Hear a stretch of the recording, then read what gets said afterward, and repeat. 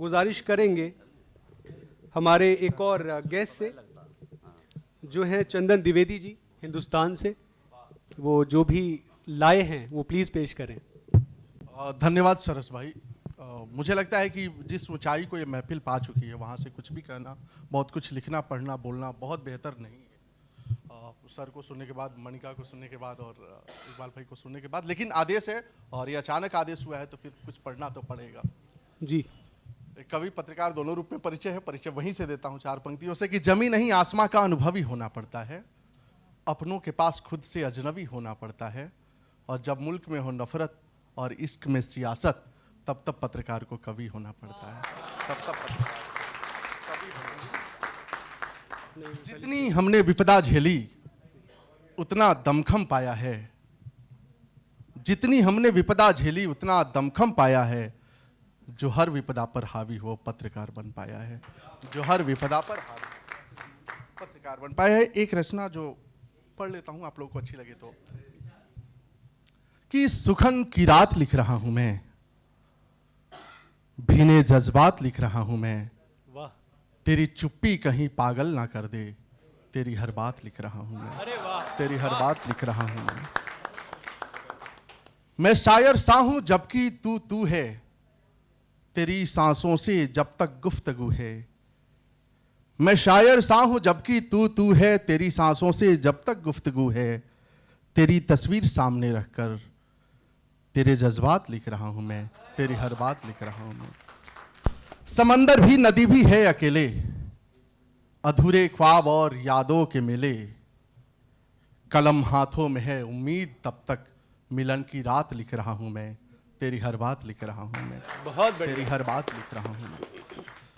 हमारे दिल में थी केसर की क्यारी, हाय कश्मीर सी किस्मत हमारी, टहनियां याद की टूटी पड़ी हैं, तेरी शहमात लिख रहा हूं मैं।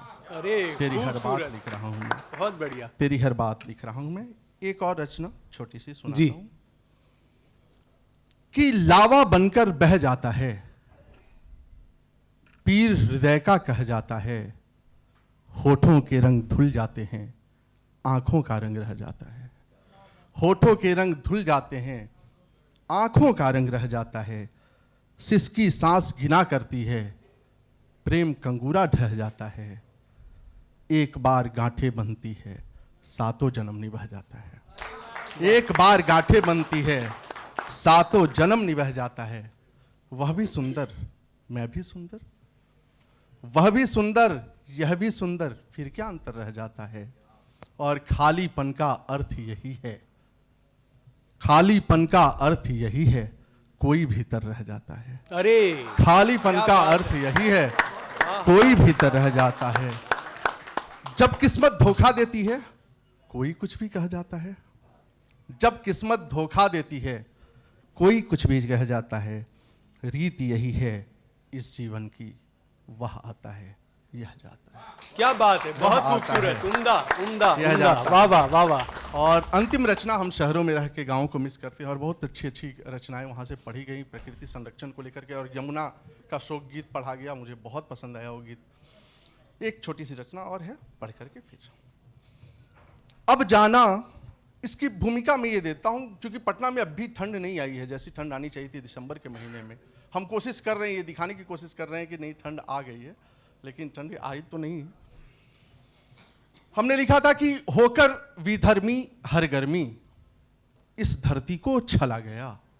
क्यों हो रहा है ऐसा कि होकर विधर्मी हर गर्मी, इस धरती को छला गया। आंखों का जल चला गया तो झीलों का जल चला गया। हाय हाय हाय हाय हाय। आंखों का जल चला गया तो झीलों का जल चला गया। सुनेंगे कि अब जाना छत पर क्यों सोना अच्छा था, अब जाना छत पर क्यों सोना अच्छा था, आंखों का चंदा तक सीधा रास्ता था। एक पेड़ था उसके नीचे बुढ़िया थी, एक पेड़ था उसके नीचे बुढ़िया थी, दूर देश में सबका मामा चंदा था।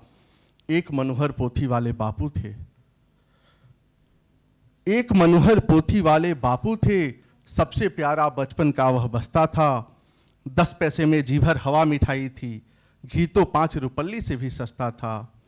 यम्मा मोर्टिन यम्मी बर्फ मलाई थी, सुबह सवेरे च्यवनप्राश का डब्बा था, दुनिया भर का सैर सपाटा करने को 22 कॉपी पासपोर्ट था, वीजा था, कदम कदम पर राजमहल की खुशियां थी, उंगली उंगली ताजमहल का नक्शा था। कोई घड़ी नहीं थी, न कोई फोटो था, मन की दीवारों पर सब कुछ चस्पा था। लुका छिपी, लूडो और कबड्डी थी, दरवाजे के पीछे उसका धप्पा था। शहरों ने तो छीन लिया है जीवन को, देसी दिल था गंवई बचपन सच्चा था।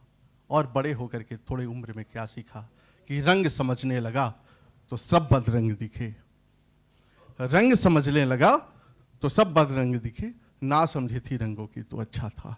बहुत बहुत धन्यवाद, बहुत बहुत आभार, धन्यवाद। बहुत शुक्रिया सर, बहुत बहुत शुक्रिया आपका।